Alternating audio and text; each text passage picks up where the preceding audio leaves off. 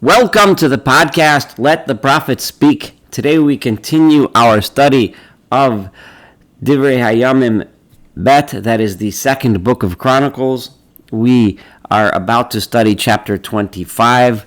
We just read together in our last podcast the very unfortunate end of the career of King Yoash.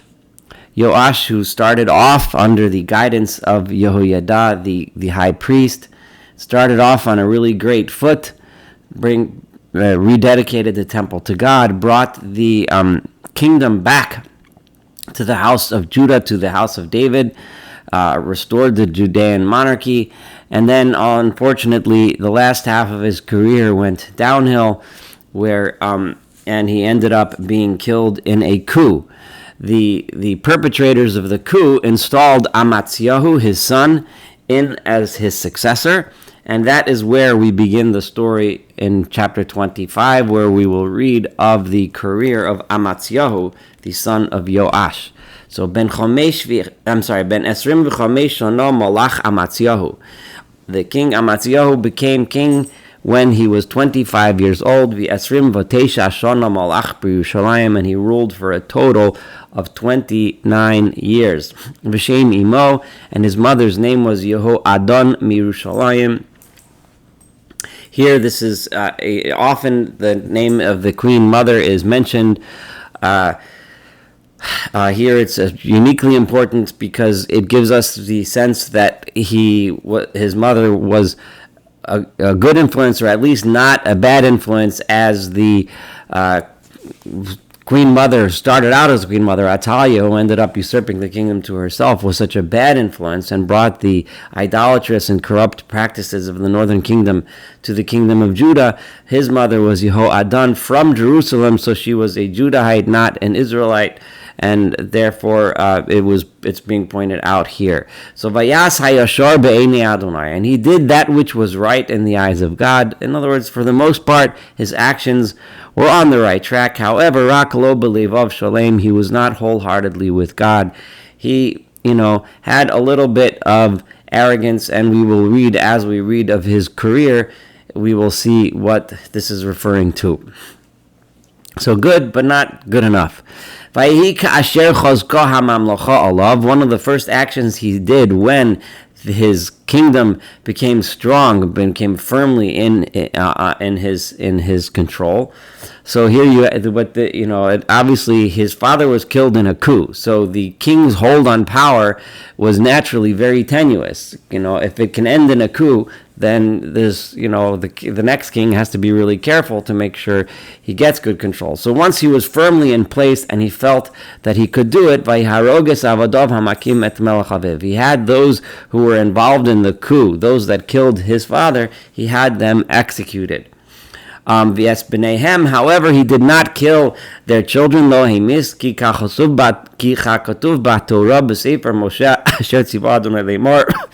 it is written in the Torah, in the book which Moshe had written, that Moses had written under the command of God, which says as follows: Lo yamusu avos albonim uvanim lo yamusu alavos.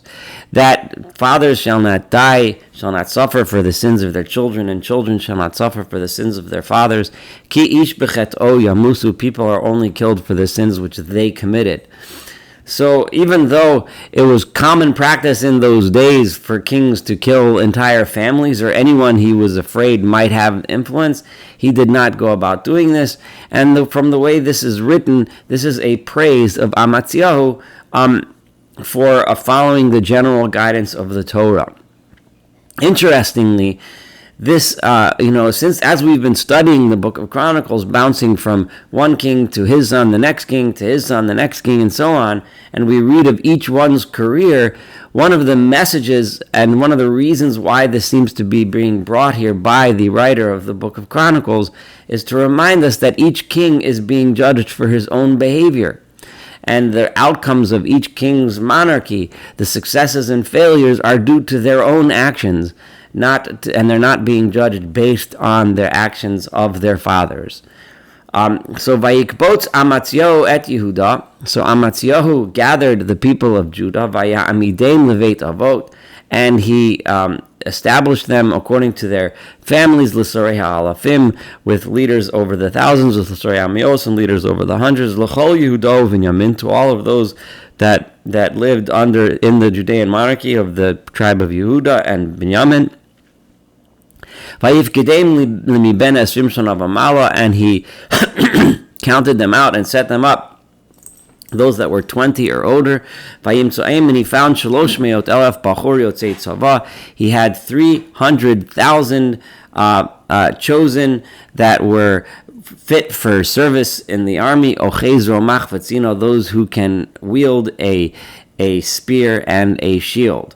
So here you have, he is setting up an army. Vayiskar mi Yisrael, and in addition, he hired mercenaries from the northern kingdom of Israel, Mea Elef, 100,000 Gibar Chayil, powerful men at arms, B'mea Kikar Kesef, for the sum of 100 talents of silver.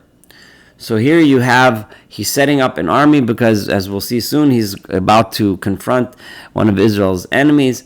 V'ish ha'Elohim ba'elav leimar, and a man of God, right, came to him saying as follows. So in other words, a prophet came to Amatzyahu and gave him this advice, the advice that we're about to read. The specific prophet is not named here, so it wasn't meant for us to know explicitly who this was, but it was a man of God that came and advised him as follows. Hamelech al yavo imcha tzva Yisrael, right? The king should not allow to go with him, along with him, the army of the people of Israel, meaning Israel here as in contrast to Yehuda, Israel being the northern kingdom. Ki ein Adonai im Yisrael kol b'nei Ephraim, because God is not with the people of Israel. He's not with all of these people who are from the tribe of Ephraim.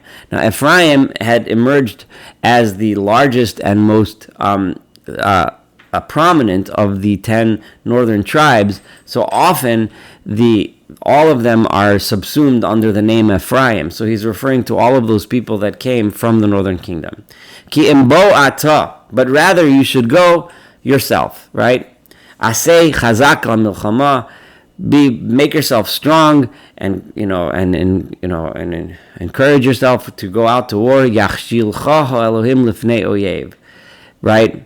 Because if you don't, God will cause you to stumble in front of the enemy. God can both help you and hurt you. In other words, these are not good allies. These are bad allies. You don't want them on your side in this battle. Vayomer Amatzyahu li'isho Elohim. So Amatzyahu's first concern, but he responded to the prophet, Umala asos lima'asak ikar. What am I going to do about the money? I just spent a huge sum. Asher nosati ligdud Yisrael. I can't back out on the deal. I just paid them a ton of money, right? I gave it to the armies from Israel. Vayomer isha Elohim yesh la'Adonai laseis lecha harbei mizeh. God can give you much more than 100 talents of silver. The money is lost. It's gone. Finished. Forget about it.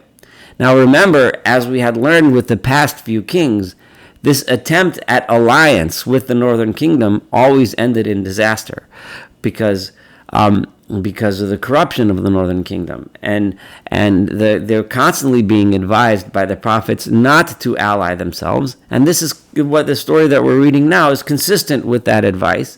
Don't ally yourselves with them, because bringing them in will bring in their values, or their lack of values, depending on how you look at it, will bring in their corruption, their idolatry. God does not want you to align yourself with them. So Vayavdileim Amatzyahu. So Amatzyahu then went and he separated them. He told them to leave the camp. Hagedud Asher Boilov Me'Ephraim. Right, he separated those troops, the soldiers that had come to him from the land of Ephraim, Lalechas Limkomam, and told them to go home. Vayichar apam ma'od b'Yehuda, and they were very insulted. They were very angry at the people of Judah. Vayashuv Limkomam b'chariyaf, and they went back home with a lot of anger. They felt insulted. They felt let down. They felt disrespected. And you can understand why they felt that way. But the bottom line is they were asked to leave, and Amatzyahu now only has his force from Yehuda. Amatzyahu his chazak vayinhag es amo, so he strengthened himself, encouraged himself. He led his nation, in other words, only the people from Judah. Vayelach ge hamelach, and he went to the valley of salt, so somewhere around the Dead Sea area. Vayach et bnei Seir aseret alafim, and he attacked the people of Seir. These were Edomites, right? He attacked and killed 10,000 Edomite soldiers in this attack. Va'aseret alafim chayim, and then 10,000 of them who were alive that were taken, shavu bnei Yehuda, were captured as prisoners of war by the people of Judah. Vayevi'um l'rosh hasola, and he brought them to the top of a cliff. Vayashlichum mirosh hasela v'kulam nifka'u, and this is quite graphic. He threw them off the top of a mountain, and they all nifka'u literally means cracked open. It's kind of graphic, but that's what the word says, so I'm reading it and translating it. This does not seem to be the right way to deal with prisoners of war, but this is what he did. Uvnei hagedud, and asher heshiv Amatzyahu milachasim olam milchama, and the people that the people of that force that Amatzyahu had sent home, right, and he sent them away and told them not, and had them not come with him to war, right. Vayifshetu, so they were now angry at Yehuda. So vayifshetu ba'arei Yehuda.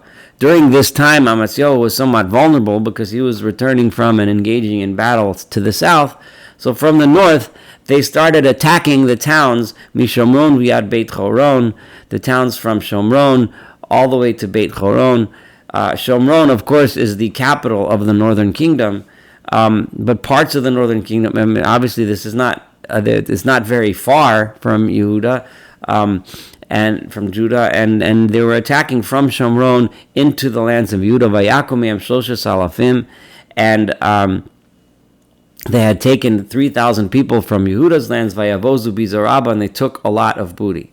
So here you have the beginnings of another civil war, a war between the north and the south, the north being upset, Amatzyahu returning from a successful campaign against the Edomites. So Vayehi in verse 14, this is where I'm reading now, Acharevo Amatzyahu me'akos es Adomim, after Amatzyahu returned from his campaign striking the Edomites, Vayaveh et Elohei b'nei Seir, what did he do? Number one, we read before how he very, very graphically and brutally and horrifically slaughtered his prisoners of war, but it goes further down, and he takes the gods of the Bnei Seir, Vayamidem lo lelohim, and he made them his gods. So he takes their idols.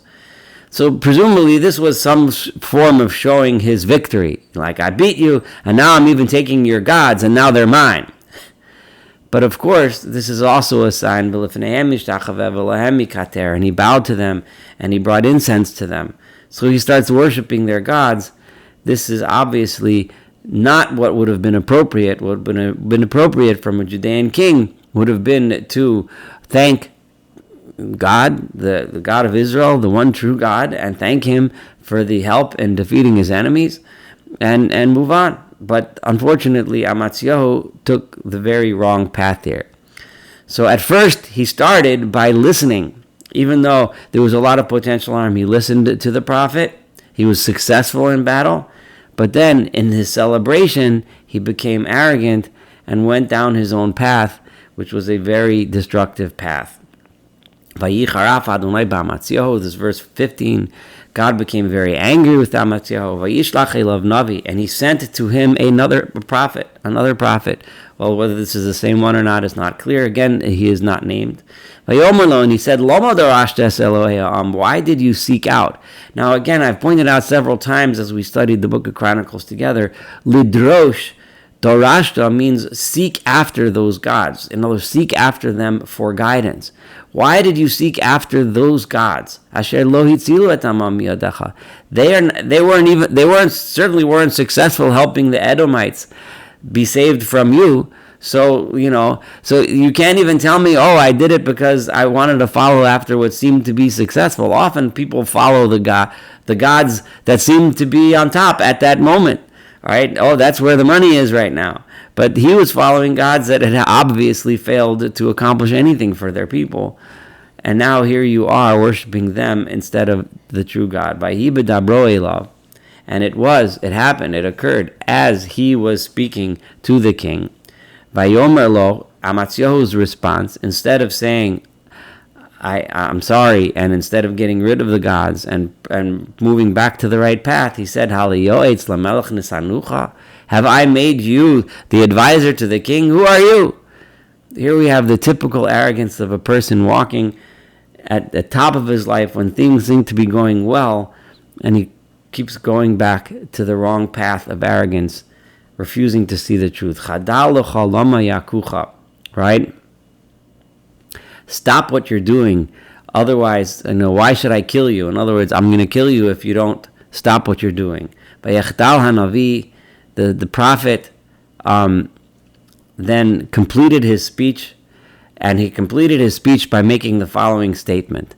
Vayomer, and he said, Yadati, I know, ki ya'atz Elohim l'hashchisecha. It is God's counsel that you will be destroyed. Ki asisa zos, because you have done this, v'lo shamata latzasi, and you did not listen to my advice.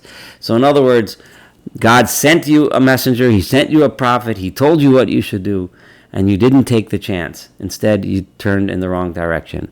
Vayivo'atz Amatzyahu melech Yehuda. So now, at this point, Amatzyahu, the king of Yehuda, took counsel. Vayishlach el Yoash ben Yehoachaz ben Yehu melech Yisrael leimar l'cha nisro'efonim.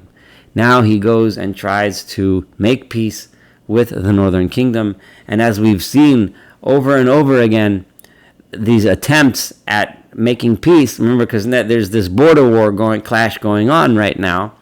So we're turning our attention to that border war. So Amatzyahu's first attempt is, let's meet and see what we can do, right? So Vayishlach Yoash, so this was Yoash, not the Yoash who is Amatzyahu's father, Yoash the king of Judah, but this is Yoash, the son of Yehoachaz, the son of Yehu. Yehu was the king that deposed and made a coup against the house of Ahab. Now, we know the book of Chronicles does not focus on the goings-on in the northern kingdom. That history we get in the book of Kings. But here, right now, Yehu's grandson is sitting on the throne of the northern kingdom. So Amatzyahu tries to have a meeting with him. But his response is not so great. So this is his response.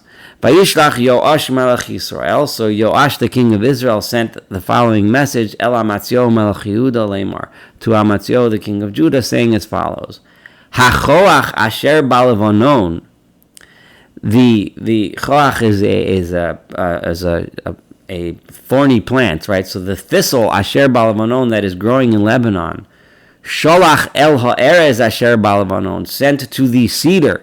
The cedar, which is a grand, big, beautiful tree, right? Which is in Lebanon, saying as follows: Tanoas bitcha livni leisha, give your daughter to my son as a wife. Vata'avor chayas hasodeh asher balavanon. However, a wild animal in Lebanon came, vatirmos esachoach, and he trampled over the thorn bush, right? So in other words, the thorn bush is obviously a very humble and not such beloved plant that's easily trampled by any animal that walks by, right? And he's asking to make peace, and in marriage, that's a symbol for peace between two kingdoms, sometimes being said as a symbol, and sometimes they actually married the children together in order to make peace, like we saw earlier. You're coming to the cedar because you want to be friends with the cedar. You want to marry into the powerful, strong families. In other words, mine. Really, you're just going to be destroyed because you're a nobody. Amarta, you think, you say, right? This is continuing his message. Hine Yikisa es Edom. Behold, I have struck down Edom. And now you're such a big guy, right? Your heart was raised. In other words, you're feeling so proud of yourself that you want to get all of this honor, and you want to start making alliances with me. Who are you? I'm sorry. Now stay home. Cut it out. Right? All you're going to do is provoke more evil, more problems for yourself. And you're going to be destroyed with Judah along with you. So this was a very aggressive response, and this was a very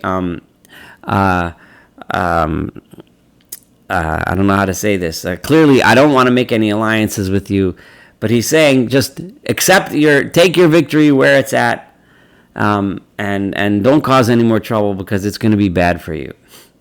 So Amatzyahu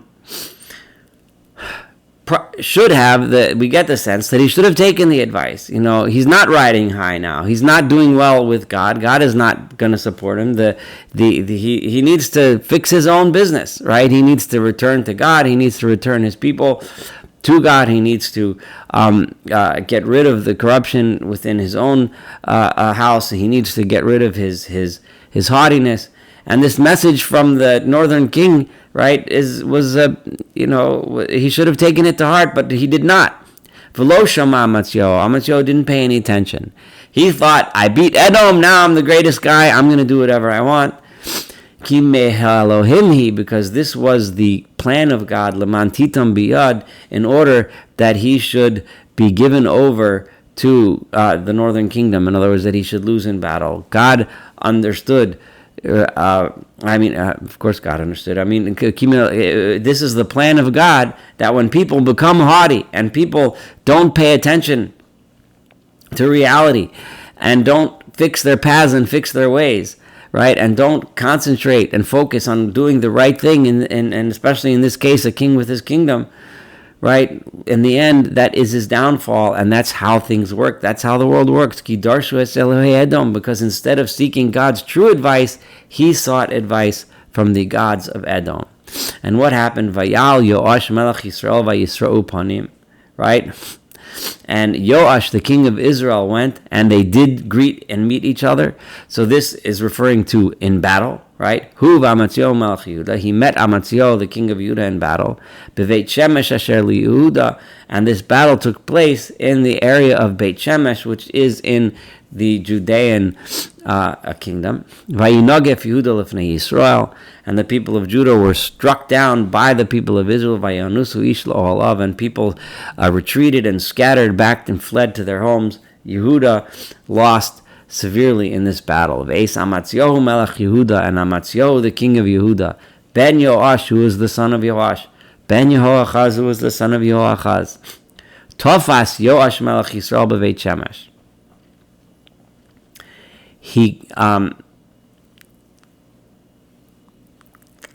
Yoash, the king of Israel, had captured him in Beit Shemesh. Right? So this is what happened in that battle. Vayivi'eu Yerushalayim, and he brought him to Jerusalem. Vayifrotz b'chomat Yerushalayim, and he brought the captive king into his own capital and smashed his way through the walls of Jerusalem. Mishar Ephraim ad Shar Apona Arba Me'as Ama. He smashed in 400 amot, 400 cubits. That's about 600 feet of length of wall from the Ephraim gate to the Shar Hapona, which is the gate. Pona means turning, so it's like the corner gate. 400 amot. V'chol hazahav v'akesef v'eskol hakelim hanimtzuim b'veis olim imoved Edom. And all of the zahav, the gold and silver, and the kalim, right, and all of the vessels that were in the house of God that were being kept under the custody of Oved Edom, which is probably a name or a title given to the person in charge of taking care of the temple treasury, V'etotros Beis HaMelech, and all of the treasures of the king's house, the palace, V'espnei HaTa'aruvos, and these are the literally that means the sons of the mixed sons, in other words, the children that he's keeping in his house, Sometimes there's various ways to translate this. The traditional understanding is that the king would raise in his house children of the nobles, right, in order to make sure that the nobles don't rebel, right? It was kind of like, the king would keep them in his house as kind of a safety mechanism to keep a hold on his own kingdom. Vayashav Shomron, and then he returned to Shomron. So here we have Amatzyahu's downfall. The enemies not only beat them in battle, but took the king himself captive, destroyed huge parts of the city of Jerusalem, took all the wealth of Jerusalem. And as you imagine, the morale of the people in Jerusalem was not very high, and they were obviously not very happy with what their king had done. Vayechi Amatzyahu ben Yoash melech Yehuda, and Amatzyahu, the son of Yoash, the king of Judah, lived acharei mot Yoash ben Yehoachaz melech Yisrael 15 shana. After Yoash, the northern king, died, Amatzyahu was still king in Yehuda for another 15 years. V'yeser divrei Amatzyahu rishonim v'achronim, and if you want to read about his career and other things that happened, we just mentioned a few of the important ones, but if you want to read about other things, halo hinam ksuvim al sefer malchei Yehuda v'Yisrael, they are written in the books that record the histories of the kings of Judah and Israel. Ume'es asher sor Amatzyahu me'acharei Adonai, and from the time that Amatzyahu started turning away from God, that turning point that happened with the battle against Edom that we just read about, from that point, Vayikshru of Kesher B'Yushalayim, the people in Jerusalem began to build a conspiracy. In other words, the movement, presumably clandestine movement among the leaders of Jerusalem, were to get together and plan to assassinate him, as they had done his father. Vayonas Lachisha, and at a certain point, after which is at these 15 years after the death of the northern king, when Amatzyahu when the conspiracy grew and he found out about it, he ran for his own safety to what was then the second largest city in the Judean kingdom, of the town of Lachish. Right, Vayishlechu acharav Lachisha, and they sent soldiers after to chase him to Lachish. Vayimisu sham, and he was executed there at Lachish. Vayisauhu ala susim, and they carried his body on horses. Vayikberu osoim avosav be'ir Yehuda, and they buried him with his fathers, with the other kings, in the city of Yehuda. Presumably that's Jerusalem. That is the city, the capital of Judah. Now, so that concludes the sorry career of Amatzyahu, which started off well and ended off not well. The second king in a row to be assassinated. So the tenuous hold of the kings on the kingdom and on the monarchy is very weak, and is dependent upon the king's success, which is in turn dependent upon that king's loyalty to God, and that is the message of the entire book of Chronicles, really, and specifically the chapter we just read. We will next learn chapter 26 together, which talks about his son and the career of Uzziyahu, which will be a similar path. But of course, we will read about that next time. Thank you so much for studying chapter 25 together. Looking forward to studying the rest of the book of Chronicles together. Have a wonderful day.